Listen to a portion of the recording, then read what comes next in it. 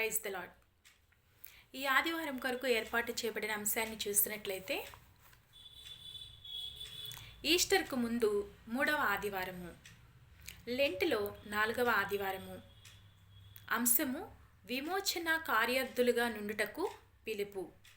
అంశము విమోచన కార్యార్థులుగా నుండుటకు పిలుపు. ఇచ్చిన బైబిల్ పట్టణాలు చూసినట్లయితే మొదటి పాఠముగా యెషయా గ్రంథము 1వ అధ్యాయము 12 నుంచి 17 వచనముల వరకు ఇచ్చి ఉన్నారు. రెండవ పాఠముగా ఎఫెసీయులకు రాసిన పత్రిక 6వ అధ్యాయము 5 నుంచి 9 వచనముల వరకు. మూడవ పాఠముగా పరిశుద్ధుడైన లూకా రాసిన సువార్త 13వ అధ్యాయము 10 నుంచి 17 వచనముల వరకు. ఉత్తర ప్రత్యుత్తర పాఠ్యభాగముగా కీర్తనల గ్రంథము 9వ కీర్తన. మొదటిగా పరిశుద్ధ గ్రంథము నుండి ఎఫెసీయులకు రాసిన పత్రిక 6వ అధ్యాయము 7, 8, 2 వచనములు చదువుకుందాము. మనుషులకు చేసినట్టు కాక ప్రభువునకు చేసినట్టు ఇష్టపూర్వకముగా సేవ చేయుడి.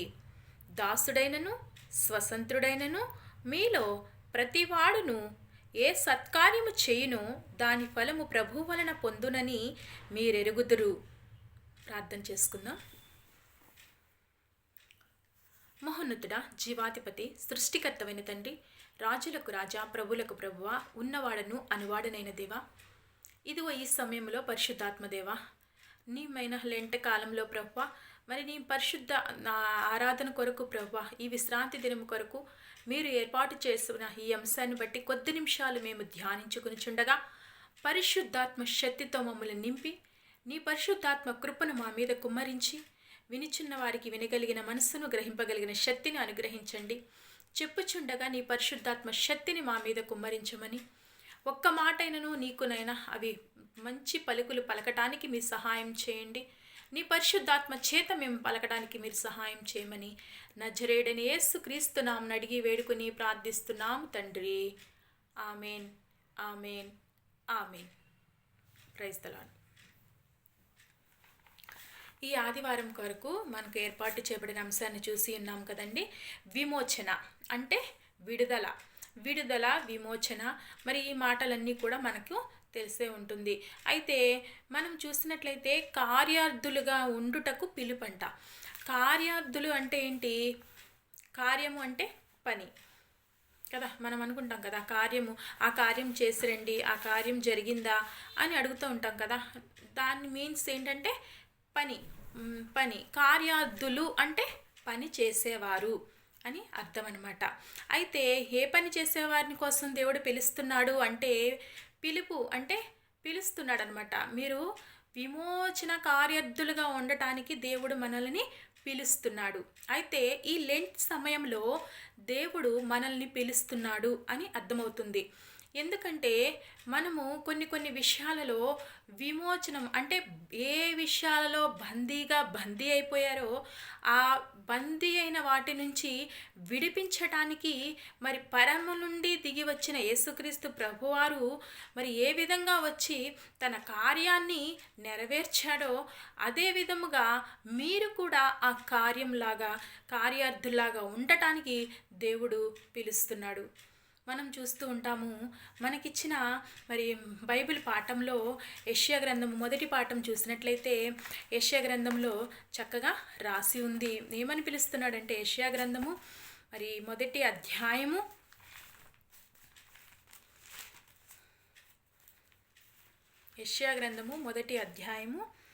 12 నుంచి మనకు మొదటి పాఠముగా ఇచ్చి ఉన్నారు. అయితే దీంట్లో మనం చూసినట్లయితే, నా సన్నిధిని కనబడవలని మీరు వచ్చుచున్నారే, నా ఆవరణము త్రొక్కుటకు మిమ్మును రమ్మన్నవాడెవడు? మీ నైవేద్యము వ్యర్థము, అది నాకు అసహ్యము పుట్టించు ధూపర్పణము. దానినిక తేకుడి. అమావాస్యను, విశ్రాంతి దినమును, సమాజకూట ప్రకటనను జరిగించుచున్నవి. పాపుల గుంపు గూడిన ఉత్సవ సమాజమును నేను ఓర్చజాలను. చూసినట్లయితే మనకి ఇక్కడ దేవుడు తెలియపరుస్తున్నాడు ఏంటంటే, ఈ 1వ అధ్యాయం అంతా కూడా మరి దేవుడు చక్కగా యెషయా గ్రంథం ద్వారా తెలియపరుస్తున్నాడు. ఏంటంటే చాలా బాధతో బందీగా ఉన్న వారి గురించి మరి చక్కగా రాస్తున్నాడు. మీరు ఏ విషయాల్లో బందీ అయిపోయారో ఒకసారి మీరు జ్ఞాపకం చేసుకోండి. మీరు పరిశుద్ధాత్మని ముసుగు ధరించుకుని మరి పరిశుద్ధత అనే చక్కగా వేషం వేసుకుని మీరు దేవాలయాలకు వస్తున్నారు, చక్కగా ఉపవాసం ఉంటున్నారు అని అందరికీ చక్కగా చెప్పుకుంటున్నారు. కానీ మీరు ఎలా ఉన్నారు ఒకసారి అడుగుతున్నాడు దేవుడు. ఈ లెంట్ సమయంలో మనకి విమోచన అంటే విడుదలనిచ్చిన యేసుక్రీస్తు ప్రభువారు ఏ విధముగా మనకు కార్యం చేసి వెళ్ళారో ఆ కార్యాన్ని మనం కార్యార్థులుగా మనము ఏ విధంగా చేయాలో దేవుడు తెలియపరుస్తున్నాడు. మరి ఏ విధంగా చేయాలి అంటే చక్కగా యెషయా గ్రంథం ద్వారా తెలియపరుస్తున్నాడు. మీరు చక్కగా ఉపవాసం ఉంటున్నారు, చక్కగా రాస్తాడండి. చూడండి, మీ అసలు నా సన్నిధికి రమ్మన్నవాడు ఎవడు అని అసలు ఎంత చక్కగా అడుగుతున్నాడో చూడండి. నా సన్నిధికి మీరు వస్తున్నారు కదా, పరిశుద్ధతని ముసుగు వేసుకుని వస్తున్నారు. దేవుని గుడికి వెళ్ళాలని ఏదో మరి ఆ లెంట్ డేస్ కదా, మరి ఏదో ఒక రోజన్నా గుడికి వెళ్తే పోద్దులే ఇంట్లో కూర్చునే కన్నా అనుకుంటా మీరు వస్తున్నారేమో. ఒకసారి జ్ఞాపకం చేసుకోండి, అసలు రమ్మన్నది ఎవరు మీరు అని దేవుడే అడుగుతున్నాడు. అసలు చక్కగా ఒక వ్రతదానం మీరు ప్రతిష్ఠించుకున్నారు కదా, ఆ వ్రతదానాన్ని అసలు ప్రతిష్ఠించమన్నది ఎవరు? మీరే ప్రతిష్ఠించుకున్నారు. ప్రతిష్ఠించుకున్నప్పుడు మరి పరిశుద్ధతతో మరి మిమ్మల్ని మీరు కడుక్కుని దేవుని ఆలయంకి వస్తున్నారా అని మరి దేవుడు మరి యెషయా గ్రంథము ద్వారా మాట్లాడుతున్నాడు. నిజమే, సృష్టి యావత్తు కూడా ఆయన మాట వింటూ ఆయనను మరి సృజించినందుకు చక్కగా ఆయనను స్తుతిస్తుంది. మనమేం చేస్తున్నామంటే మనుషులమైన మనము ఆయన మాట వినకుండా ఆయనకు వ్యతిరేకంగా మరి నామకార్థంగా భక్తి చేస్తున్నారు అని ఈరోజు దేవుడైన యెహోవా యెషయా గ్రంథం ద్వారా మాట్లాడుచున్నారు. మీరు నా మాట వినటం లేదు, మీరు నా మీద తిరుగుబాటు చేస్తున్నారు. మరి అలాని దేవుడు మాట్లాడుతున్నప్పుడు ఈరోజు నీవేమి చెప్పగలుగుతున్నావు? ఒకసారి ఆలోచన చేసుకో. దేవుని మందిరానికి వస్తున్నావు, దేవునితో సహవాసం చేస్తున్నావు, దేవుని బిడ్డలతో ఉంటున్నానని చెప్పుకుంటున్నావు. కానీ నీ అంతరంగం ఏ విధముగా ఉన్నదో దేవునికి తెలుసు. తెలియదంటారా? హృదయ రహస్యములు ఎరిగిన దేవుడికి ఏది కూడా మరుగైనది లేనే లేదు. ఆయన సమస్తమును కూడా ఆయనకి తెలిసే ఉన్నది. కాబట్టే ఆయన ప్రతి విషయాన్ని గురించి చక్కగా రాస్తున్నాడు. ఏంటంటే మీరు ఉపవాసం ఉంటున్నారయ్యా, మీరు వ్రతదినం చేస్తున్నారయ్యా, మీరు ఇన్ని చేసుకుంటున్నారు, కానీ మరి నాకు అసలు నా సన్నిధిలో మీరు నాకు నచ్చటలేదు, మీ పద్ధతి నాకు నచ్చటలేదని చక్కగా రాస్తున్నాడు అనమాట. మీరు పొట్టేళ్ళని ఇస్తున్నాడు, దహన బలులను ఇస్తున్నారు, మీరు ఏమేమే చేస్తున్నారు, కానీ నాకు మాత్రం ఇష్టం లేదు అని దేవుడు చక్కగా తెలియపరుస్తున్నాడు. అయితే ఆయనకి ఇష్టమైనది ఏంటంటే మనము మన దుష్క్రియలను విడిచిపెట్టి మనము శుద్ధి చేసుకోవాలి. శుద్ధి చేసుకున్న తర్వాతే మరి దేవునికి అంగీకృతము అవుతాము. ఆ విధంగా దావీదు కూడా తను శుద్ధి చేసుకున్న తర్వాతనే దేవునికి అంగీకృతము అయ్యాడు. దేవుడికి ఇష్టమైన బిడ్డగా, ఇష్టానుసారుడిగా ఉన్నాడు. మరి నీవు శుద్ధి చేసుకోకుండా నీకు ఇచ్చిన సమయంలో నీవే విధంగా ఉపయోగిస్తున్నావు ఒకసారి జ్ఞాపకం చేసుకోండి. దేవుడు అంటున్నాడు, మీ చేతులు రక్తముతో నిండి ఉన్నవి, మిమ్మల్ని కడుక్కొనుడి, మిమ్మల్ని శుద్ధి చేసుకునుడి, దుష్క్రియల చేత మీరు నిండి ఉన్నారు. మరి లెగిచిన దగ్గర నుంచి కూడా మీరు మాట్లాడే మాటలే కానీ, మీరు ఆలోచించే ఆలోచనలే కానీ, మీ తలంపులే కానీ, మీ నడకలే కానీ, మీ ఊహలే కానీ అవి నా దృష్టికి చెడ్డవిగా కనిపిస్తున్నవి, అవి మీరు మార్చుకోండి అని దేవుడు తెలియపరుస్తున్నాడు. అంతేకాదు, మీరు ఏ కార్యాలు చేస్తున్నారంటే మరి దిక్కులేని వారిని మీరు ఆదరిస్తున్నారా అని అడుగుతున్నాడు దేవుడు. చక్కగా మరి వెధవరాండ్లకు న్యాయం చేస్తున్నారా?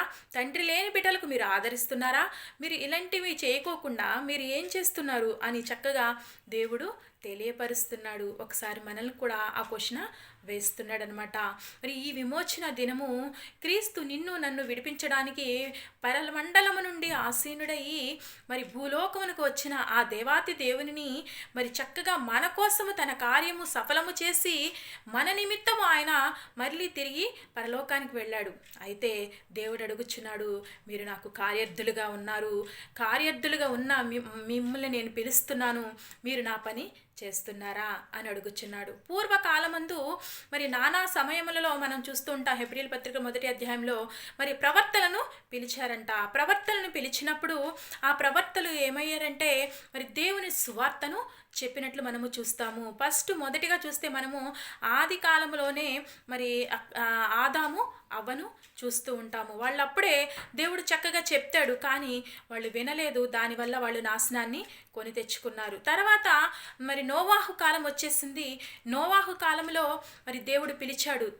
పని మరి ఆ పట్టణాన్ని విడిపించడానికి మరి దేవుడు ఏం చేశాడంటే మరి చక్కగా చెప్పాడనమాట నోవాహుకి, నువ్వు ఒక ఓడను తయారు చెయ్యి, ఎవరైతే నీ మాట విని ఈ ఓడలోకి వస్తారో వాళ్ళు మాత్రమే రక్షింపబడతారు, లేకపోతే మిగతా వారందరూ కూడా మరి మరి నాశనం అయిపోతారు అని నోవాహు చెప్పినప్పుడు, ఆ జలప్రళయం ద్వారా మరి ముందుగానే హెచ్చరించినప్పుడు నోవాహు కూడా మరి ఒక కార్యార్థం దేవుని సేవకై మరి విమోచన కొరకై ఆయన అక్కడ ఒక పని చేస్తున్నప్పుడు ఆయన సువార్త ద్వారా మరి చెప్పినప్పటికి కూడా విననొల్లని ప్రజలుగా ఉన్నారు అక్కడ ప్రాంతపు ప్రజలు.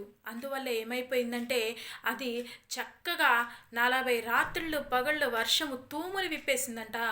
మొత్తం నిండిపోయి ఆరారాతు కొండ పైకి వరకు వచ్చేసింది నీళ్లు. అక్కడ చూసారా, దేవుడు పిలిచాడు. మరి చక్కగా పిలిచినప్పుడు నోవాహుని పిలిచి చక్కగా తన కార్యము గురించి చెప్పమని చెప్పినప్పుడు ఏమైపోయిందంటే అక్కడ విననొల్లని ప్రజలుగా ఉన్నారు.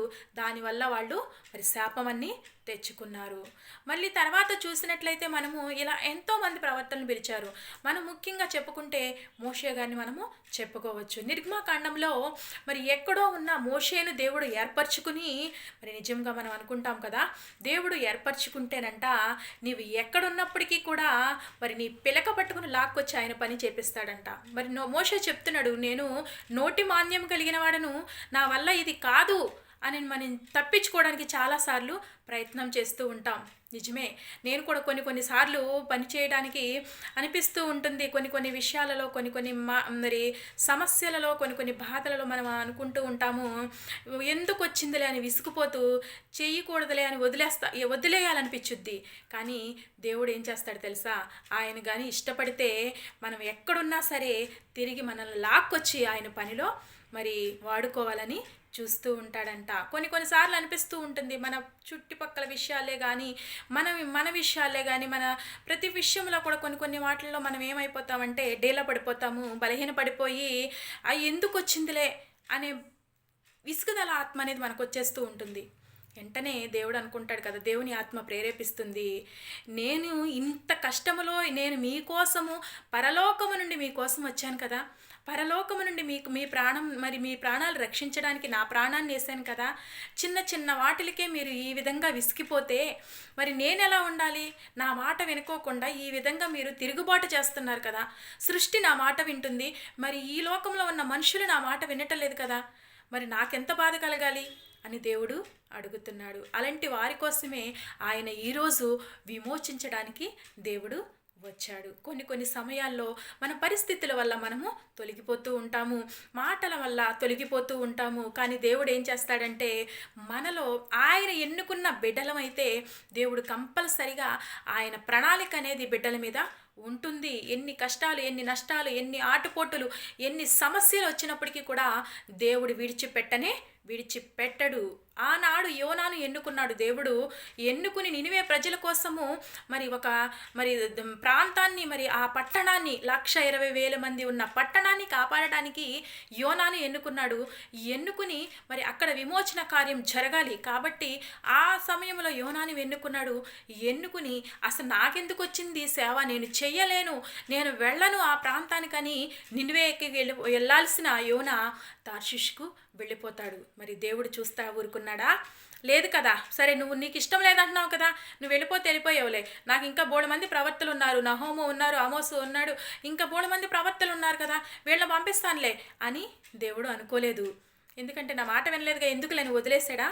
వదలలేదు. దేవుని పని అక్కడ జరగాలి, దేవుని కార్యం అక్కడ జరగాలి, దేవుని పని విషయంలో జరగాలి. కాబట్టే దేవుడు ఏం చేశాడు తెలుసా, ఎక్కడో మరి వాడ అడుగున నిద్రపోతున్న యోనాను లేపి సముద్రంలో పడవేసి సముద్రంలో నుంచి చేప కడుపులో నుంచి మరి తిరిగి నినివే ప్రాంతానికి వచ్చి సువార్తను ప్రకటించడానికి దేవుడు చక్కగా మరి జుట్టు పట్టుకునో చేయి పట్టుకుని అంటాం చూడండి, అట్ట లాక్కొచ్చేసాడనమాట. దేవుని తలుచుకుంటే, దేవుని పని చేయాలి అనుకుంటే నువ్వు వద్దు అని పారిపోతున్నా దేవుడు నిన్ను పిలుస్తూ ఉంటాడు. కొన్ని కొన్ని విషయాల్లో సందర్భాలలో మనము సొలసిపోయినప్పుడు దేవుడు మనల్ని మరి కొన్ని కొన్ని విషయాలలో మరి యోనాకి ఏ విధంగా మరి సొర చెట్టు ద్వారా సేద తీర్చి మరి తన జీవితాన్ని మళ్ళీ తిరిగి ఏ విధంగా చూపించాడో మనము కూడా కొన్ని కొన్ని పరిస్థితుల్లో బాధ కలిగినప్పుడు ఎందుకులే ఈ ప్రాణం చచ్చిపోతే పోలా అనే విసుగుదల అనేది వచ్చేస్తూ కొన్ని కొన్ని సందర్భాల్లో ఉంటుంది. అలాంటి వాటి నుంచి కూడా దేవుడు తప్పించడానికి కొన్ని కొన్ని సూచక క్రియలు కూడా చేసి యోనా మనస్సును మార్చి మళ్ళీ మరి నీనివే ప్రజల గురించి చక్కగా హెచ్చరించేటట్లు చేశాడు కదా. మరి అదే చూస్తాం, మోషే గారిని చూస్తాము. మోషే అసలు ఎక్కడ ఐగుప్తిని చంపి పాతలో మరి ఇసుక తవ్వి పాతి పెట్టేసి మరి పారిపోయినప్పుడు దేవుడు వదిలేయచ్చు, కానీ లేదు, మోషేని మళ్ళీ తిరిగి తెచ్చుకుని తన ప్రజలైన ఇశ్రాయేలీల కోసము ఆయన ఏం చేశాడంటే ఆ ఇశ్రాయేలీల ప్రజలను విడిపించడానికి ఇదిగో ఇశ్రాయేలీల మొర నాకు నిశ్చయము నా యొద్దకు చేరింది అని నిర్గమాకాండము 3వ అధ్యాయంలో మనము చూస్తూ ఉంటాము. ఆయన విమోచన క్రయధనముగా మనకు ఈ లోకానికి వచ్చాడు. అందుకే చక్కగా మార్కు సువార్త 10వ అధ్యాయము 45వ వచనంలో ఉంటుంది కదా, మరి అనేకులకు విమోచన క్రయధనముగా ఆయన తన ప్రాణాన్ని మనకు అర్పించాడనమాట. మనము చూస్తాము మోషే చక్కగా ఇశ్రాయేలు ప్రజలకు మరి విడిపించడానికి చక్కగా నత్తిగా చెప్తున్నాడు, నాకు నత్తయ్యా, నా నోటి మాంద్యమయ్యా, నేను చేయలేనయ్యా అని చెప్తున్నప్పుడు దేవుడు చూసారా ఎంత చక్కగా చెప్పాడో, నీ అన్నయ్య అహరోను నీకు తోడుగా ఉంటాడు, నువ్వు వెళ్ళు, నేను నీకు తోడుగా ఉంటానన్నాడు. నిజమే, దేవుని కార్యార్థముకై కొంతమంది వ్యక్తులను దేవుడు పిలుస్తూ ఉంటాడు. ఆ పిలిచిన వ్యక్తులు మరి దేవుని చిత్తమైతే మరి చక్కగా చివరి వరకు చేయడానికి అవకాశం ఉంటుంది. దేవుని చిత్తం లేకపోతే అది చేయడానికి వీలే లేదు.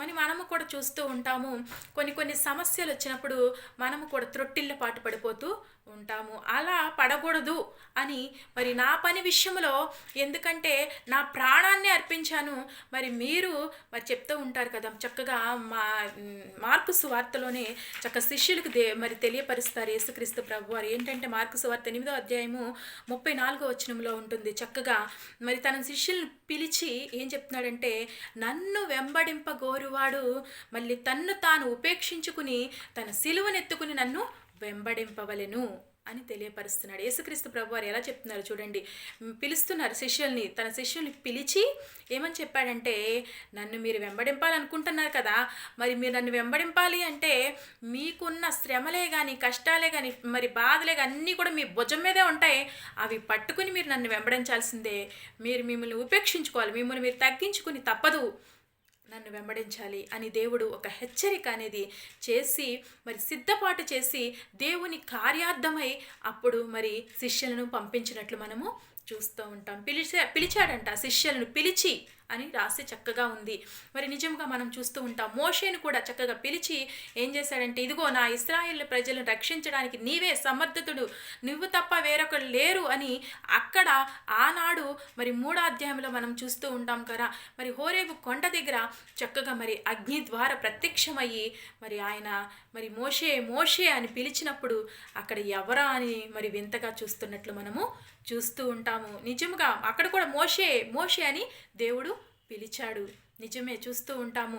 మనం దేవుని పని నిమిత్తము దేవుని విమోచన కార్యార్థముగా మరి చేయాలి అంటే, దేవుని కార్యములో మనం పాలిభాగస్తులు అవ్వాలంటే దేవుడు పిలుచుకునే వ్యక్తుల్లాగా ఉండాలి. అలా పిలుచుకునే వ్యక్తుల్లాగా మోషే ఉన్నాడు కాబట్టే దేవుడు మోషేను పిలిపించి తన కార్యము కొరకు ఇశ్రాయేలు ప్రజలను రక్షించడానికి ఫరో చేతుల్లో నుంచి ఐగుప్తులో నుంచి తప్పించి మరి కానాను దేశంలో ప్రవేశించడానికి అక్కడ మోషేను ఎన్నుకున్నాడు. తర్వాత యెహోషువను ఎన్నుకున్నాడు. తర్వాత మనం ఇంకా కొంతమందిని చూస్తూ ఉంటే మరి కొన్ని మరి రాజులనే కానీ న్యాయాధిపతులు కానీ ఈ విధంగా కొంతమందిని ఎన్నుకున్నట్లుగా మనము చూస్తూ ఉంటాము. మరి ఎందుకంటే దేవుని పని విషయంలో మరి దేవుడు చక్కగా చెప్పాడు కదా, కొందరిని ఏం చేస్తాడంట, కాపరులుగా ఉంచుతాడంట, కొందరినేమో మరి ఉపదేశులుగా ఉంచుతాడంట, కొందరిని యాజకులుగా ఉంచుతాడంట. మరి ఎఫెసీయులకు రాసిన పత్రికలో మనము చూస్తూ ఉంటాము. దేవుని పని నిమిత్తము ఎవరిని పిలుస్తాడో ఎవరిని ఏ రీతిగా ఉంచుతాడో మనకైతే తెలీదు. ఎందుకంటే మనం చూసాం కదా, ఎఫెసీ పత్రికలో 4వ అధ్యాయంలో ఉంటుంది చక్కగా. మరి ఒక్కొక్కరిని ఒక్కొక్క విధంగా ఉంచి ఆయన పని నిమిత్తము ఆయన విమోచన కార్యార్థము నిమిత్తము ఒక్కొక్కరిని ఒక్కొక్క రీతిలో ఉంచుతాడు అని దేవుడు చక్కగా తెలియపరుస్తున్నాడు. అయితే మరి దావీదును చూసినట్లయితే మనకిచ్చిన మరి 9వ కీర్తనలో చూసినట్లయితే, నా పూర్ణ హృదయముతో నేను యెహోవాను స్తుతించెదను. యెహోవా నీ అద్భుత కార్యములన్నిటి నేను వివరించెదను. మహోన్నతుడా, నేను నిన్ను గురించి సంతోషించి హర్షించుచున్నాను. నీ నామమును కీర్తించెదను అని చక్కగా రాస్తూ మరి చక్కగా దావీదు కూడా మరి చక్కగా తన విమోచన కార్యార్థము నిమిత్తము తను కూడా చక్కగా తను చేసిన పాపముల నిమిత్తము తను చేసిన వాటి నిమిత్తము మరి అన్నిటికీ చక్కగా రాసి మరి దేవునిని స్తుతిస్తాను అని తెలియపరుస్తున్నాడు. ఇక్కడ చూడండి 5వ వచనంలో, నీవు అన్యజనులను గద్దించి ఉన్నావు, దుష్టులను నశింపజేసి ఉన్నావు, వారి పేరు ఎన్నటికీ నుండకుండా తుడుపు పెట్టుచున్నావు. చూసారా, దేవుడు అయితే మరి ఒక్కరి కోసమే అయితే ఆయన రాలేదు. ఆయన విమోచన కార్యార్థం ఏంటంటే భూమి మీద ఉన్న సమస్త సృష్టి కూడా ఆయన చేతి పనే. మరి ప్రతి ఒక్క మనిషి కూడా ఆయన యొక్క పోలికే. కాబట్టి ఆయన పోలికలో పుట్టిన ప్రతి ఒక్క మనిషిని కూడా ఆయన రక్షించుకోవడానికి ఈ లోకానికి ఆయన వచ్చాడు. అలా అందుకనే నేను మరి ఈ లోకం ప్రేమించాను కాబట్టే, ఈ లోకాన్ని నేను ప్రేమించాను కాబట్టే ఈ లోకం కొరకు నా ప్రాణాన్ని పెట్టడానికి నేను వచ్చాను అని చక్కగా యోహాను సువార్తలో మనము చూస్తూ ఉంటాము. నా ప్రాణాన్ని నేను పెట్టడానికి వచ్చాను, లోకాన్ని ఎంతగా ప్రేమించాను అని దేవుడు తెలియపరుస్తున్నాడు. ఆ విధంగా మరి కొంతమంది దేవుని ఎరుగని ప్రజలు కొంతమంది ఉన్నారు. దేవుణ్ణి ఎరిగి కూడా ఎరగనట్టు మరి ఈ లోకానుసారంగా నడుస్తున్న ప్రజలు కూడా ఉన్నారు. ఎందుకంటే దేవునితో పేరు పెట్టుకుని దేవునితోనూ ఉంటూ మరి దేవుని మాటలే తెలుసుకుని దేవుని వాక్కులు మళ్ళీ వారి హృదయంలో ఉంచుకుని కూడా ఏ విధంగా తయారైపోయారంటే మరి అన్యజనుల వలె మీరు కూడా తయారైపోయారు. అన్యజనుల వలె మీరు కూడా త్రోవ తప్పి తిరుగుచున్నారు అని తెలియపరుస్తున్నాడు. మీరు కూడా అలా ఎందుకు ఉంటున్నారు? నా నామము తెలిసి, నా నామం ప్రకటించి, నా నామం తెలుసుకుని కూడా మీరు ఇతరులకు ప్రకటించే వారై ఉండి కూడా ప్రకటించకుండా ఎందుకు మీరు మరి సమయాన్ని దొంగిలిస్తూ సమయాన్ని నా పని మీరు ఎందుకు చేయటలేదు అని దేవుడు అడుగుతున్నాడు. ఆ పని చేయడానికి మీరు ఎందుకు ఆటంకం ఏంటి? మీకు మీ బాధ ఏంటి? ఈ లోకంలో మీరు ఉన్న మరి మీ ఆస్తిపాస్తులను చూసుకుంటున్నారా? మీ ఉద్యోగాలను చూసుకుంటున్నారా? మీకు కలిగిన చుట్టుపక్కల వారిని చూసుకుంటున్నారా? ఎవరిని చూసి నా పనిలో మీరెందుకు పాలి భాగస్తులు కాలేకపోతున్నారు? ఇవన్నీ మీకు అక్కరకు రావు. ఒకానొక రోజుంది, అప్పుడు పరలోకమందు మాత్రమే మీరేం చేయాలంటే, నేను కూడా మీరు ఏ విధంగా తప్పుకుని తిరుగుతున్నారు కదా భూలోకమందు, పరలోకమందు కూడా మీరు నా దగ్గరికి వచ్చినప్పుడు మీరెవరు నాకు తెలియదు అని దేవుడు చెప్పే రోజు కూడా వస్తుంది. కాబట్టి ఆయన ఇచ్చిన సమయంలో ఆయన పని చేసే వ్యక్తుల్లాగా మనము ఉండాలి. ఆయన అప్పచెప్పిన పని ఏంటంటే సర్వలోకానికి వెళ్ళి సర్వ సృష్టికి నా స్వార్థ ప్రకటించండి అని చెప్పాడు. ఇదిగో నేను ఏ విధంగా చేశానో మీరు ఆ విధంగా చేయండి, నన్ను పోలి మీరు నడుచుకోండి అని ఫిలిప్పీలకు రాసిన పత్రిక 2వ అధ్యాయంలో మనము చూస్తూ ఉంటాము.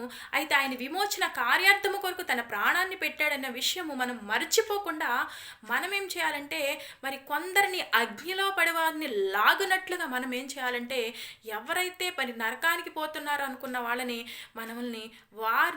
మనము వారిని విడిపించే వ్యక్తుల్లాగా ఉండాలి అని దేవుడు ఈ రోజుల్లో మనకు తెలియపరుస్తున్నాడు. ఇప్పుడు భయంకరమైన పరిస్థితుల్లో మనం జీవిస్తున్నాము.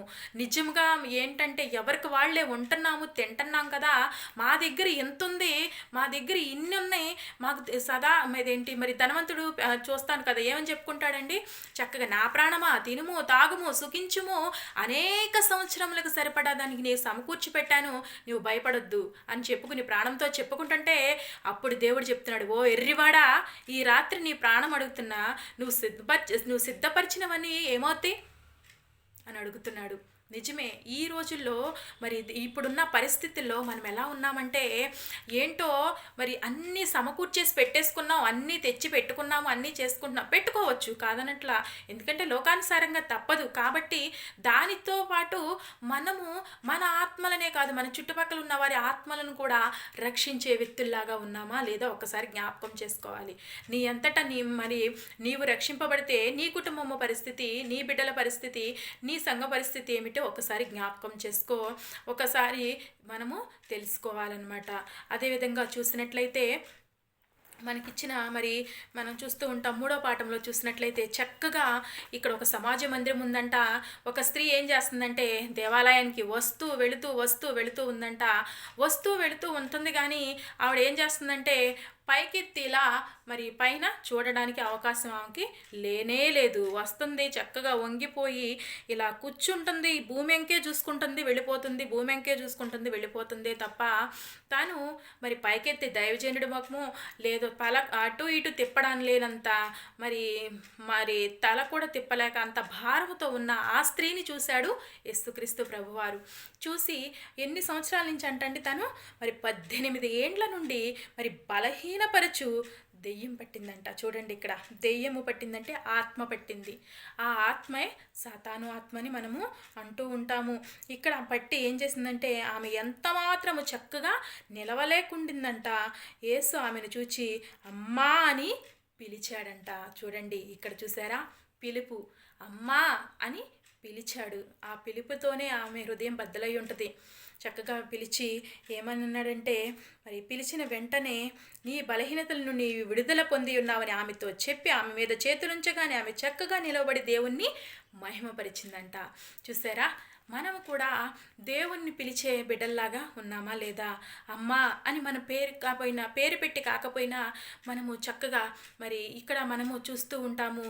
ఇదే విధముగా మరి యేసుక్రీస్తు ప్రభువారు అనేక చోట్ల మరి తన ఉచ్చారణ అంతా కూడా ఎలా ఉంటుందంటే మరి చక్కగా అమ్మా అనే మాటతోనే ఆయన సంబోధిస్తున్నట్లు మనము కొన్ని చోట్ల కొన్ని విషయాలలో మనము చూస్తూ ఉంటాము. ఎక్కడైనా సరే ఆయన పాపంలో పట్టబడినప్పుడు స్త్రీనే కానీ ఎక్కడైనా సరే చూసినట్లయితే మరి అమ్మ అని పిలిచి మరి నీకెవ్వరూ శిక్ష విధించలేదా అన్నట్లుగానే ఈవిడ్ని చూసి అమ్మా అని పిలిచి నువ్వు నీ బలహీనతల నుంచి నేను విడిపిస్తాను అని చెప్పి యేసుక్రీస్తు ప్రభువారు స్వస్థపరిచినట్లుగా మనము చూస్తూ ఉంటాము. అలా స్వస్థపరిచినందుకు అక్కడ ఉన్న వారందరూ కూడా మరి ఏమని అన్నారంటే ఇదేంటి ఈరోజు ఈయన స్వస్థపరచాలా, ఈ విశ్రాంతి దినము రోజునే స్వస్థపరచాలా, ఇంకా ఏ దినాలు లేవా ఈయన స్వస్థపరచడానికి? ఎందుకంటే ఈ విశ్రాంతి దినము దేవునికి మరి మరి పవిత్రమైన దినము, ఈ విశ్రాంతి దినమును అని చెప్పి వాళ్ళే మరి యేసుక్రీస్తు ప్రభువారిని అడుగుతున్నప్పుడు అప్పుడు ఆయన చెప్తాడు కదా, మరి విశ్రాంతి దినము రోజు మీ ఎద్దైనను గాడిదైనను మరి దేనినైనా మీరు తోలుకుని వచ్చి వెళ్ళేటప్పుడు అది గోతిలో పడిపోతే దాన్ని మీరు తీయరా అని చక్కగా వాళ్ళకి అర్థమయ్యేటట్టు చెప్పి ఈమె కూడా అబ్రహాము యొక్క కుమార్తె అని చెప్పి సాతాను బంధకాల నుంచి మరి విడిపించబడింది అని తెలియపరిచినట్లు మనము చూస్తాము. ఇదే మాట జక్కయ్యను కూడా మనం చూస్తాము. లోకస్వార్త 19వ అధ్యాయంలో ఉంటుంది. ఆయన కూడా మరి సాతాను కట్ల చేత బంధకాల చేత బంధింపబడుతున్నప్పుడు మరి తన పాపము తన 1-4 గంటలు తీసుకుని తన మరి దేవునికి ఏ విధంగా నడుస్తున్నాడో తన బతికంతా తెలుసుకున్నప్పుడు తాను పశ్చాత్తాపడి దేవుణ్ణి క్షమించమని అడిగి తన మరి హృదయంలోనికి తన ఇంటిలోనికి ఆహ్వానించినప్పుడు ఇతనికి కూడా రక్షణ వచ్చినది. ఇతడు కూడా అబ్రహాము కుమారుడే అని చక్కగా తెలియపరిచాడు కదా యేసుక్రీస్తు ప్రభువారు. ఒకసారి మనము జ్ఞాపకం చేసుకోవాలి. విడుదల కోసం ఎదురు చూస్తున్న వారిలో మనం చాలా మందిని మనం చూసుకోవచ్చు. ఆనాడు బబులోను సామ్రాజ్యంలో మరి ఇశ్రాయేలు ప్రజలు మూలిగిపోతున్న సమయంలో మరి అక్కడ కూడా మరి షడ్రక్ మెషక్ అబేద్నెగో దానియేలును కూడా మనము చూస్తూ ఉంటాము. అక్కడ బందీలుగా వాళ్ళు వెళ్ళినట్లు కూడా మనం చూస్తూ ఉంటాము. అదే సమయంలో మనం విమోచన కార్యార్థము దేవుడు ఎవరిని పిలుస్తాడో ఎవరిని ఎన్నుకుంటాడో మనకైతే తెలియదు. కానీ పిలిచినప్పుడు మనము ఆయన పని చేయడానికి సిద్ధముగా ఉన్నామా? చిత్తము ప్రభువా నేను ఉన్నాను అని చెప్పేవారిలాగా ఉండాలి. అలా చెప్పాడు ఎవరంటే సమూయేలు. మరి చక్కగా చెప్పాడు. ఏంటంటే యెహోవా చక్కగా చెప్తున్నాడు. సమూయేలు అని మాట్లాడినప్పుడు 2 సార్లు అర్థం కాకపోతే మళ్ళీ వెళ్ళి మరి చక్కగా ఏలి దగ్గరికి వెళ్ళి అడిగి వచ్చినప్పుడు తర్వాత వచ్చి మళ్ళీ చెప్పినప్పుడు ఏం చెప్పాడంటే నీ దాసుడు ఆలకిస్తున్నాను సెలవిమ్ము అని సమూయేలు చెప్పినట్లు మనము చూస్తూ ఉంటాం కదా.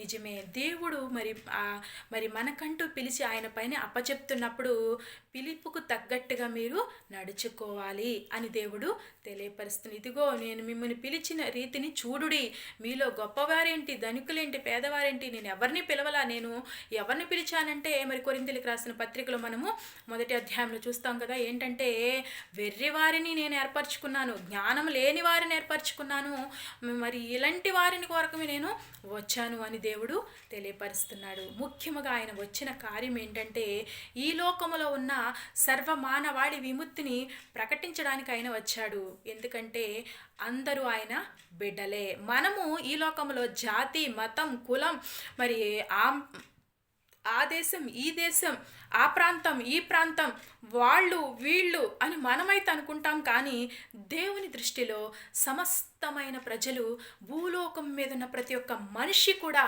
ఆయనకి ఒక్కటే, ఒక్కటే. అందుకే అందరూ కూడా నా బిడ్డలే, నేను వారి కోసం నా ప్రాణాన్ని అర్పించాను అని చక్కగా మరి అపోస్తల కార్యములు గ్రంథంలో 10వ అధ్యాయంలో చూస్తాము. కొర్నేలి దగ్గరికి వెళ్ళినప్పుడు మరి కొర్నేలి విషయంలో అక్కడ మనము మరి ఫిలిప్పును చూస్తాము. మరి తర్వాత పేతురు గారికి దర్శనాన్ని చూసినట్లయితే, మరి పేతురు గారి దర్శనంలో మనం చూసినట్లయితే అన్ని చతుర్పాద జంతువులు, అంటే ఏ కులము లేదు, ఆ మతం లేదు, ఈ మతం లేదు, నువ్వు అందరికీ సువార్త చేయాల్సిందే అని మరి పేతురు గారికి ఒక దర్శనాన్ని దేవుడు చూపించాడు. దాన్ని చంపుకొని తినమంటే, అయ్యో ఈ నిషిద్ధమైనది నేను చంపను, నేను తిన్ను అని అంటాడు.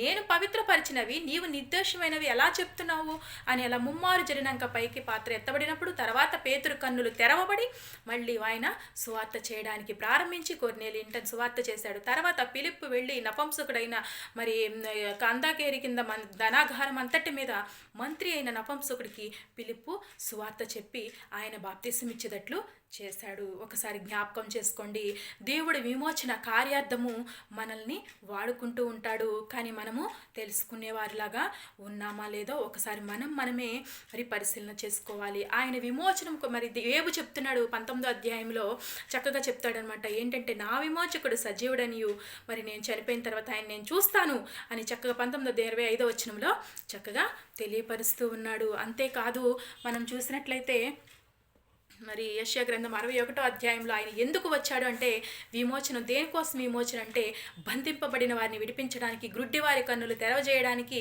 మరి గుడ్డివారు అంటే ఈ లోక శారీరక పరంగానే కాదు, కానీ దేవుడు ఏమని చెప్తున్నాడంటే ఆత్మీయమైన గుడ్డితనం అనేది చాలామంది వ్యక్తుల్లో, దేవుణ్ణి తెలిసిన వారు కూడా ఉన్నారు, దేవుణ్ణి ఎరుగని వారు ఉన్నారంటే అది సహజమేమో, కానీ దేవుణ్ణి తెలుసుకున్న వారు కూడా ఈ రోజుల్లో దేవుని మాట చెబుతున్న వారు కూడా ఎలా ఉన్నారంటే ఆత్మీయ గ్రుడ్డితనం కలగజేస్తుందంట.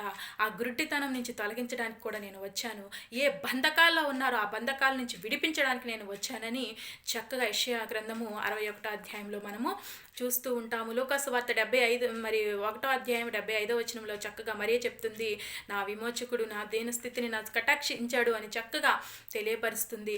అంతేకాదు తిమోతికి రాసిన మొదటి పత్రిక 2వ అధ్యాయం 6వ వచనంలో మరి తన విమోచన కార్యార్థం కొరకు దేవుడు మరి ఒక మాటను చక్కగా తెలియపరిచాడు. అంతేకాదు కొలస్సీలకు రాసిన పత్రిక 1వ అధ్యాయము 14వ వచనంలో చూసినట్లయితే మరి పాప క్షమాపణ నిమిత్తము మనం ఆ వచనాన్ని మనం చక్కగా చూసినట్లయితే దేవుడు ఎందుకు మరి ఈ లోకంలో వచ్చాడంటే విమోచన క్రయధనముగా, అంటే మనం ఇక్కడ కొలస్సీలకు రాసిన పత్రిక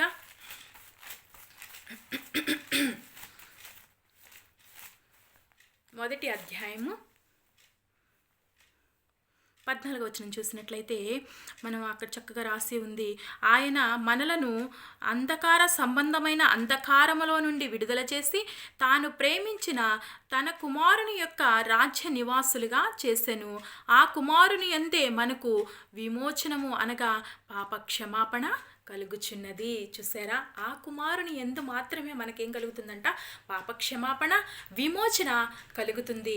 కాబట్టి మనము బంధకాల నుంచి, అంధకార సంబంధమైన వేటి నుంచి అయినా మనము మరి తప్పించబడ్డాము అంటే అది దేనివల్ల అంటే దేవుని యొక్క కుమారుని వల్ల మాత్రమే మనము తప్పించబడ్డాము అని చక్కగా కొలస్సీ పత్రికలో మనం చూస్తాము. అంతేకాదు ప్రకటన గ్రంథము 9వ అధ్యాయంలో మనము చక్కగా చూస్తూ ఉంటాము. ప్రకటన గ్రంథము 9వ అధ్యాయంలో కూడా చక్కగా వధింపబడిన గొర్రెపిల్ల వారందరూ, అంటే వీళ్ళు ఎవరు ఎక్కడి నుంచి వచ్చారంటే వీరు గొర్రెపిల్ల యొక్క రక్తములో తమ వస్త్రములు ఉతుక్కుని తెలుపు చేసుకున్న వారు వీళ్ళు అక్కడి నుంచి వచ్చారు అని చక్కగా మరి అక్కడ మరి పరిశుద్ధంగా విమోచింపబడిన వారి గురించి ప్రకటన గ్రంథంలో చక్కగా రాసిపెట్టి ఉంది. అంతేకాదు మీరు ఏ విధంగా మీరు విమోచింపబడ్డారనుకుంటున్నారు, మరి వెండి చేతనే కాదు, బంగారము చేతనే కాదు, మీరు ఈ లోకంలో ఉన్న వేట్లి విషయాల వల్ల మీరు విడిపింపబడలేదు, కానీ ఎక్కడ విడిపింపబడ్డారు అంటే యేసుని మరి రక్తము వలనే మీరు వినిపింపబడ్డారు అని పేతురు రాసిన మొదటి పత్రిక 1వ అధ్యాయము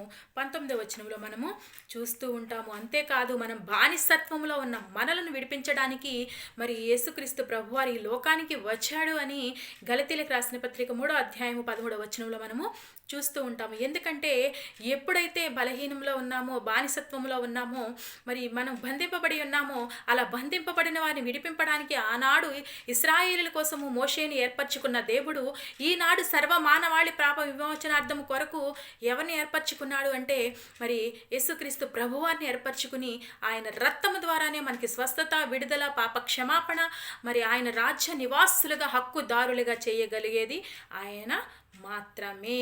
యేసుక్రీస్తు ప్రభువారు ఒక్కరు మాత్రమే. కాబట్టి మనము ఒకసారి ఆయన విమోచన కార్యం కొరకు మనం సిద్ధపడే వ్యక్తుల్లాగా ఉన్నామా ఒకసారి జ్ఞాపకం చేసుకుందాము. అంతేకాదు మనం చూస్తూ ఉంటాము, గలతీలకు రాసిన పత్రిక 4వ అధ్యాయము 17వ వచనంలో ఉంటుంది. మరి ఎఫెసీయులకు రాసిన పత్రిక 1వ అధ్యాయము 7వ వచనంలో ఉంటుంది. మరి దేవుని ప్రజలైన ఇశ్రాయేలీయులను మరి మనం చూసినట్లయితే వాళ్ళు ఏ విధంగా అయిపోయారో అవన్నీ కూడా మనము చూస్తూ ఉంటాము. మరి నోవాహు కాలంలో హెచ్చరించినప్పుడు వినిపించుకోలేదు. మరి మనం చూస్తూ ఉంటాము. మరి తర్వాత బలుల ద్వారా మళ్ళీ ఏం చేశారంటే వాళ్ళు దేవుడికి విమోచన దొరుకుద్దేమని ఆలోచన చేశారు. బలులు చేయటం వల్ల ఆ బలుల వల్ల కూడా విమోచన అనేది జరగల. ఆ బలుల సమయంలో కూడా మనం చూస్తాము, ఏలియా గారిని చూస్తాము. మరి ఏలియా గారు ఒక్కడే నిలబడి రోషము గల దేవుడి వైపు నేను నిలబడి ఉన్నానని చెప్పి మరి దేవునికి బలి అర్పించినప్పుడు కందకములు మరి తడితో ఉన్న ఆ 12 కందకములు కూడా ఏమైపోయినాయి అంటే కాలి బుడిదైపోయి దేవుని సన్నిధికి వెళ్ళిపోయినాయి. అప్పుడు కూడా మరి మారలా జనాలు. అప్పుడు కూడా బయలుదేవతలను అన్య దేవతలను పూజిస్తూనే ఉన్నారు. ఇంకా మారలేదనుకున్న సమయంలో మరి ఏం చేశారంటే వాళ్ళు మరి అప్పుడు తండ్రి అయిన దేవుడు యెహోవా దేవుడు ఆలోచన కలిగి తన ప్రియ కుమారుని ఈ లోకానికి పంపించాడు. దేనికంటే రక్షణార్థ కార్యానికి, విమోచన కార్యానికి యేసుక్రీస్తు ప్రభువారి ఈ లోకానికి వచ్చాడు. మనం నుండి పాపము నుండి విడిపించడానికి ఈ లోకానికి వచ్చాడు అని మనము తెలియజేసుకుంటూ ఉంటాం. అంతేకాదు మనం లేవీకాండము 25వ అధ్యాయంలో చూసినట్లయితే చక్కగా దేవుడు తెలియపరుస్తున్నాడు. ఏంటంటే మరి మీరు 6 సంవత్సరములు సునాద సంవత్సరంగా ప్రకటించుకోండి, 7వ సంవత్సరము దాన్ని వదిలేసేయాలి. అది ఎవరికంట? పరదేశులకును, పేదవాళ్లకును, ఇంకా దిక్కులేని వారికి, అలాంటి వారికి ఉండాలి అని చక్కగా ఇంకా అధ్యాయం మొత్తం మనం లేవీకాండ 25వ అధ్యాయంలో చదువుతూ ఉంటే అక్కడ మనకి కనిపిస్తూ ఉంటుంది. చక్కగా ఏంటంటే మరి అక్కడ విమోచింపబడిన వారు కానీ మరి ఏ విధంగా ఉంటారో తెలియపరుస్తుంది. మనం కూడా చూస్తూ ఉంటాము. అయితే ఒక చిన్న ఉపమానం, ఎందుకంటే యేసుక్రీస్తు ప్రభువారిని గురించి చక్కగా మరి లూకా సువార్తలో మనము చూస్తూ ఉంటాము. ఆయనంట మరి లూకా సువార్త చూసినట్లయితే లూకా సువార్తలో మనం చూసినట్లయితే 20వ అధ్యాయంలో ఒక స్టోరీ చిన్నది ఉంటుంది. ఏంటంటే ఒక ద్రాక్ష తోట ఉందంట. ఆ ద్రాక్ష తోటకి యజమానుడు ఎవరంటే మరి ఎవరు మనకు తెలుసు కదా, యెహోవా దేవుడు కదా. ఆ ద్రాక్ష తోట యజమానుడు ఏం చేశాడంటే మరి కొంతకాలము తను మరి ఇతర దేశాలకు వెళ్తూ మరి ఏం చేశాడంటే తన మరి కౌలు వారిని పిలిపించి ఇదిగో ఈ పంటను కొన్ని దినాలు నువ్వు కౌలుకు చేయని అప్పచెప్పినప్పుడు ఏం చేశాడంట, పంటను మరి చక్కగా పెంచి చక్కగా పోషించుకుంటూ రాను అది ఏమైందంటే ఆయన ఆ యజమానుడు లేట్ అయ్యేపాటికి ఈ పంట నాదే అని చెప్పడం మొదలేశాడంట. అయ్యో అదేంటి, నాకు ఆ పంట నాకు కావాలని చెప్పి కొంతమందిని ఫస్ట్ మళ్ళీ ఒక దాసుని పంపిస్తే ఒట్టి చేతులతో పంపించేస్తాడంట. మళ్ళీ ఇంకొక దాసుని పంపిస్తే గాయపరిచి పంపించేస్తాడంట.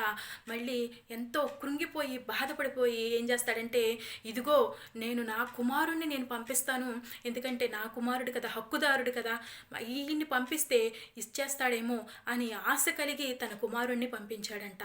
అయితే ఇప్పుడు రోజుల్లో మనం కూడా చూస్తూ ఉంటాము. మరి మనం ఏంటంటే జాలిపడుతూ మరి కొన్ని విషయాల్లో మనము మరి దేవుని యందు భయభక్తులు కలిగి ఉన్న వాళ్ళలాగా ఉంటూ మరి ఏం చేస్తూ ఉంటాను, కొన్ని విషయాల్లో మరి కొన్ని సమస్యలు కష్టాలలో కూడా మనము కొన్ని నిదాల్లో మనది అనుకున్నప్పుడు కూడా కొన్ని విషయాల్లో మనము తగ్గాల్సిన విషయంలో కూడా వస్తూ ఉంటుంది. అలా తగ్గినప్పుడు మరి దేవుడు చూస్తూ ఉంటాడు. మరి ఇక్కడ చూస్తాము సొంత యజమానుడిది ఈ పొలం అసలు ఎక్కడి నుంచి వచ్చాడో కౌలుకిచ్చాడు. కౌలుకిచ్చినప్పుడు కౌలుకిచ్చిన భూమిని మళ్ళీ అతని యజమానుడికి అప్పచెప్పాలి కదా. లేదంటే లేదు ఆ యజమానుడు ఎక్కడ లాగేసుకుంటాడో యజమానుడిది అయిపోద్దేమో అని మరి కౌలుకిచ్చిన అతను ఏం చేశాడంటే అసలు ఈ స్వాస్థ్యాన్నే లేకుండా పోతే ఈ మొత్తం నాదైపోద్ది కదా అని మరి ఒక ఉద్దేశపూర్వకంగా ఏం చేశాడు, మరి మొత్తము మరి ఏం చేశాడంటే వచ్చిన ఆ కుమారుణ్ణి చంపేశాడు. తన ప్రియ కుమారుణ్ణి కూడా చంపేశాడు. మనం చూస్తూ ఉన్నాం. ఇది ఎందుకంటే మనం చూస్తూ ఉంటాం. ఇప్పుడు చూస్తున్న సమాజంలో కూడా ఇలాంటి పరిస్థితులు జరుగుతున్నాయి. కానీ మనం ఏం చేస్తామంటే జాలి కలిగిన తండ్రి వలె మనము కూడా క్షమించగలిగే హృదయమై ఉండాలి. మనది కాదు అనుకున్న దాని వైపు కూడా ఏం చేశాడంటే నాది అవ్వాలి అనే హక్కుతో ఏం చేసేసాడంటే మరి సొంత భూమి కలిగిన వాడి యొక్క కుమారుణ్ణే చంపేశాడు అని ఈ ఉపమానము. అయితే ఇది ఉపమానం ఎలా చెప్పాడంటే తండ్రి అయిన దేవుడే తన ఈ లోకమే ఆయన ఫలము. ఆ ఫలములో ఉన్న మనల్ని చక్కగా మరి మొదటిగా ప్రవర్తనని పిలిచి పంపించాడు. మరి వారి మాట వినలేదు. తర్వాత మరి న్యాయాధిపతుల్ని పిలిచి పంపించాడు. వారి మాట వినలేదు. మరి తర్వాత రాజుల్ని పంపించాడు. వారి మాట వినలేదు. మరి చివరికి తన్ను తాను అప్పగించుకుంటూ తన ప్రియ కుమారుణ్ణే ఈ లోకానికి పంపించాడు. నిజమే కదా. మరి ఎక్కడ మనం కొన్ని విషయాలు భూలోకంలో కూడా మన కుటుంబాల్లో కానీ మన సంఘాల్లో కానీ కొన్ని విషయాలు ఇవి సందర్భాలు జరుగుతూనే ఉంటాయి. అవి అసలు సొంత పొలము ఎవరిది సొంత యజమానుడి పొలాన్ని లాక్కుని మరి దౌర్జన్యం చేసే రోజుల్లో ఇప్పుడు మరి ఎన్నో చూస్తున్నాం. ఎన్నో మనం టీవీల్లో కానీ ఫోనుల్లో కానీ మనం ఎక్కడ పెట్టుకుంటున్నా సరే అసలు మనం చూస్తూనే ఉంటాము. ఎందుకయ్యా అంటే అతను ఎవరో తెలియదు. మరి ఏదో కొంతకాలం జాలిపడి ఇచ్చినందుకు ఆ జాలిని ఏం చేశాడంటే అవకాశంగా మార్చుకుని ఏం చేసుకున్నాడు, తన సొంతానికి లాక్కున్నాడు. అలా అపవాది చేశాడు. అపవాది చేసుకుని మనలందరినీ తన వైపు తిప్పేసుకున్నాడు. అప్పుడు యేసుక్రీస్తు ప్రభువారు మనలను విడిపించడానికి మనలను రక్షించడానికి తన విమోచన కార్యార్థముగా మరి అంతమంది ప్రవర్తననే కానీ యాజకులనే కానీ వీళ్ళందరినీ పంపించిన విననన్నప్పుడు తన ప్రియ కుమారుడైన యేసుక్రీస్తు ప్రభువాన్ని పంపించి మనల్ని విడిపించడానికి మరి వచ్చాడు. కాబట్టి ఆ విమోచన కార్యార్థంలో నీవు నేను ఒక పాత్రలాగా ఉండాలి. ఎందుకంటే ఈ లోకంలో మనకి అశాశ్వతమైన కాలము. ఈ లోకంలో మళ్ళీ మనము దేవుని దగ్గరికి తిరిగి వెళ్ళిపోయే సమయం ఆసన్నమైంది. భయంకరమైన పరిస్థితులు, యుద్ధాలు జరుగుతున్నాయి. మరి ఆహారం కోసం కొట్టుకునే సమయాలు వస్తున్నాయి. బైబిల్లో ఉన్న ప్రతి ఒక్కటి కూడా నెరవేరే రోజులు వస్తున్నాయి. కాబట్టి జ్ఞాపకం చేసుకోండి, మరి ఎందుకు ఈ లోకంలో మనల్ని దేవుడు ఉంచాడో, ఎందుకు నియమించాడో, ఎందుకు పిలిచాడో, ఎందుకు నీ పేరు పెట్టి నా పేరు పెట్టి పిలుస్తున్నాడో ఒకసారి జ్ఞాపకం చేసుకోండి. ఆయన పని నిమిత్తము మరి ఆయన అన్నాడు కదా, ఆయన పని నిమిత్తము ఆయన కార్యార్థము నిమిత్తము ఆయన మనల్ని పిలిచాడు. ఎందుకంటే మనల్ని ఆయన ఎందుకు పిలిచాడు, అనేకులను విమోచన క్రయధనముగా మరి తన ప్రాణంను పెట్టి అర్పించాడు. తన శిష్యులను పిలిచాడు, నా సేవ చేయమన్నాడు. మీరు సర్వ సృష్టికి వెళ్ళి సర్వలోకానికి సువార్త ప్రకటించండి అన్నాడు. దేవుని కార్యమే ఆయన విమోచనార్థ కార్యము మనం చేసేవారిలాగా ఉండాలని కోరుకుంటూ మరి ఈ కొద్ది మాటలు యేసుక్రీస్తు నామమున నేను ముగిస్తున్నాను.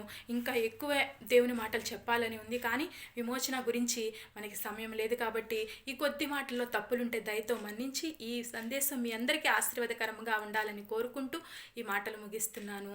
Praise the lord, praise the lord. ప్రార్థన. మహోన్నతుడ జీవాధిపతి సృష్టికర్తమైన తండ్రి, ఇదిగో ఈ మాటల్లో మాట్లాడిన మాటలు ప్రభు నీకు ఇష్టకరంగా నీకు అంగీకృతంగా ఉండడానికి సహాయం చేయమని, వినగలిగిన వారికి వినగలిగిన మనసును గ్రహింపగలిగే శక్తిని దయచేసి అయ్యా మీరు కూడా మాయల్లో మీ కృప చూపించమని, ఈ చిన్న ప్రార్థన నీ సన్నిధిలోకి చేర్చుకోమని నజరేయుడైన యేసుక్రీస్తు నామమున అడిగి వేడుకుని ప్రార్థిస్తున్నాము తండ్రి. Amen, amen. Praise the lord.